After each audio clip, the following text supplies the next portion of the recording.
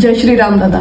गुढीपाडवा हा आपल्याकडे केवळ एक सणच नाही तर ह्या दिवशी सृष्टीची निर्मिती सुद्धा झाली होती. ब्रह्मदेव हिरण्यगर्भातून आल्यानंतर त्यांनी ह्याच दिवशी सृष्टीची रचना केली असं पुराणांमध्ये उल्लेख आहे. याच्याच बरोबर एक रामायणातला सुद्धा रेफरन्स येतो की प्रभू राम ज्यावेळेस रावणाचा वध करून अयोध्येला परत येतात त्यावेळेस सर्व अयोध्यावासियांनी विजयाची ध्वजा या दिवशी लावली होती आणि त्यालाच आपण गुढी असे म्हणतो. खूप छान सांगितलंस. आणि शास्त्रामध्ये असंही सांगितलं आहे की गुढीपाडव्याच्या दिवशी केलेले काही उपाय वर्षभर सकारात्मक परिणाम देतात. गुढीपाडव्याचे शास्त्रीय उपाय कोणते आहेत? तर पहिला उपाय, सूर्योदयाच्या वेळी गुढी उभारणे. शास्त्रानुसार पूर्व आणि ईशान्य दिशेला गुढी उभारल्यास घरामध्ये सकारात्मक ऊर्जा आणि समृद्धी वाढते. पूर्व आणि ईशान्य जर पॉसिबल नसेल तर आपण पश्चिम, उत्तर आणि वायव्य या पॉझिटिव्ह झोनचाही वापर करू शकतो. त्यानंतर दुसरा उपाय, कडुलिंब, गूळ आणि मिरीचे मिश्रण खाणे. आयुर्वेदानुसार हा उपाय शरीरातील दोष संतुलित करतो आणि वर्षभर रोग प्रतिकारक शक्ती देखील वाढवतो. तिसरा म्हणजे महत्वाचा उपाय, अभ्यंग स्नान आणि सूर्याला अर्घ्य देणे. गुढीपाडव्याच्या दिवशी अभ्यंग स्नान करून सूर्याला अर्घ्य दिल्यास जीवनात तेज, आरोग्य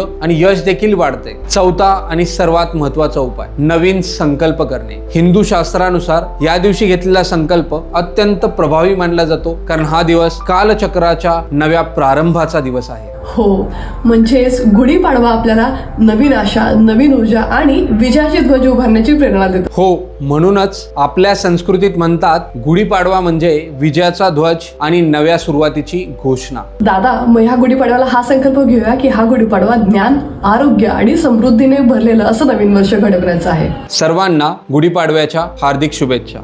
जय श्रीराम. श्री गुरुदेव दत्त.